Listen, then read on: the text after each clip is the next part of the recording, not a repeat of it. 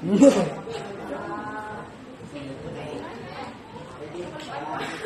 galang cellphone nila kung wala yung cellphone tong Sanshira. Ay, hindi.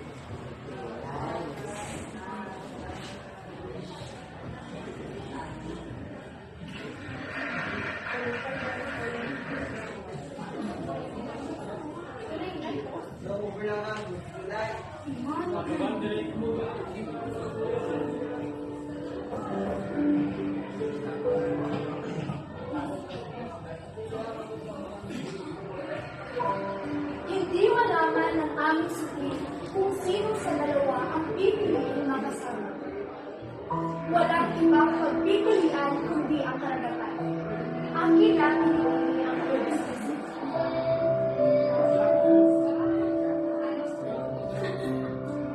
Kayong dalawa ang magpapaligsahan upang sisirin ang singsing sa dagat ng pag-ibig upang matamo ang inaasang nitong puso. Pagbutihin ninyo mga Ginoo, bagkus ang kaibuturan ng akong suki ay marupok na akong iniingat-ingat. Inyo nang bunutin ang papel upang ating malaman kung sino ang mapalad na mauunang sumubok na abutin ang puso ng aming bibig.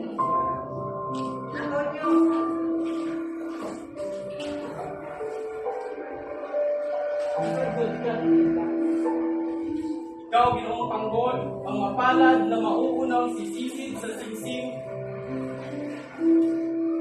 na inuhulog ng marikit na binibinit sa kailaliman ng karagatan. Sa buong bilang ng mga Ginoong sumubok mapa sa kamay ang pag-ibig ng aming marikit na binibini, ni isang may walang nagbunyi.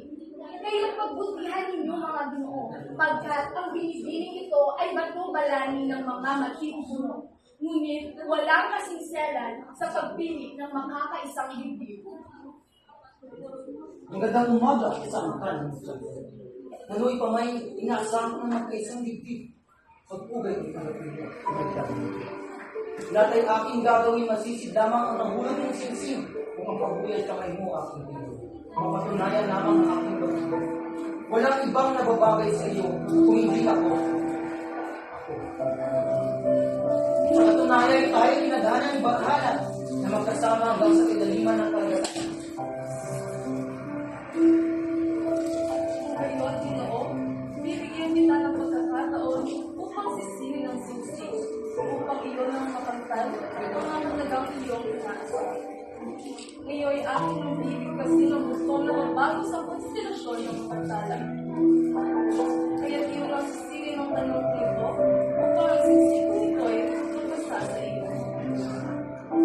Kung tatagal ang walong lalaki ng 10 oras, para magtayo ng pader, gaano matagal ang 4 na lalaki?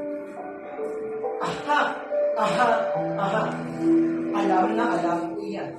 Kung hindi mo nalalaman, ako ay nakapagtapos sa kursong pagka-inhinyero sa Universidad sa Santo Tomas. Ganyan ang tipo kong katanungan, binibini. At ang sagot ko ay 7-11. Hindi ko mawari ang iyong mga tinatawag.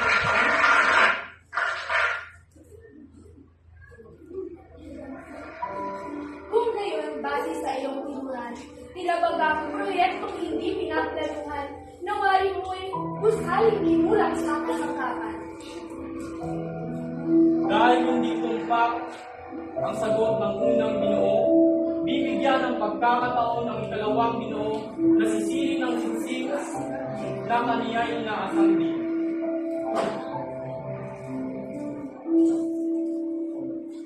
Kung tatagal ang 8 lalaki ng 10 oras para magpatayo ng tagal, gaano matagal ang 4 na lalaki?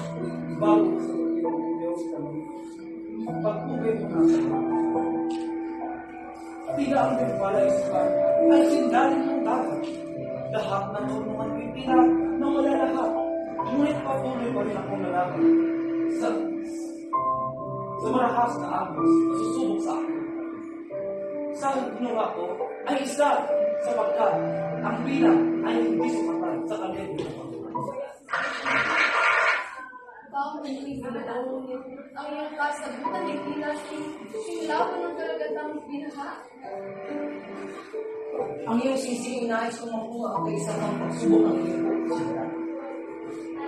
Aking itinatila ang inyong pagkabigo sa unang kong palaisipan. Naway ang ikalawa kong katanungan ay unang masukat. Ito na ang muling pagkakataon na hamulin ng araw. Sino mang magtatagumpay ang siyang iibigin niya habang buhay. Atin ang simulan ang ikalawang paligsahan nang sa gayon ay mabigyan ng pagkakataon na singsing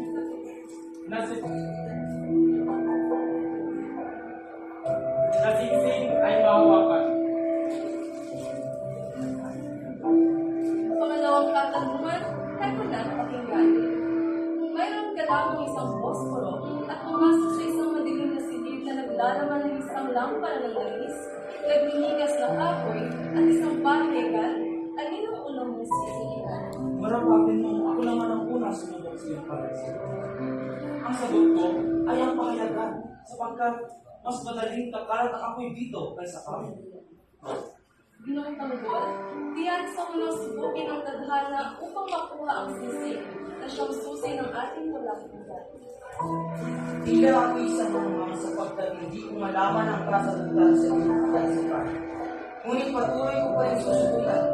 Wari ko'y ang unang sisindihan ay ang pagiging ng posporo.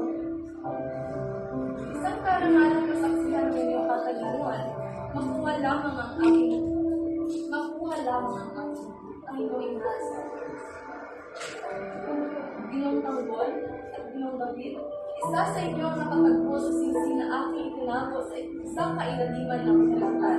Naway ako ang mapalad na nakasisid sa sisi. Sapagkat noon pa man, ang unang makuha ang iyong damdamin. Mga akong habang buhay kitang pagsisigil ang ibigin ng mga akong pinasisi. Ginong David, paunti, tuloy, hindi ikaw ang sinatana para sa iyo. Tagumpay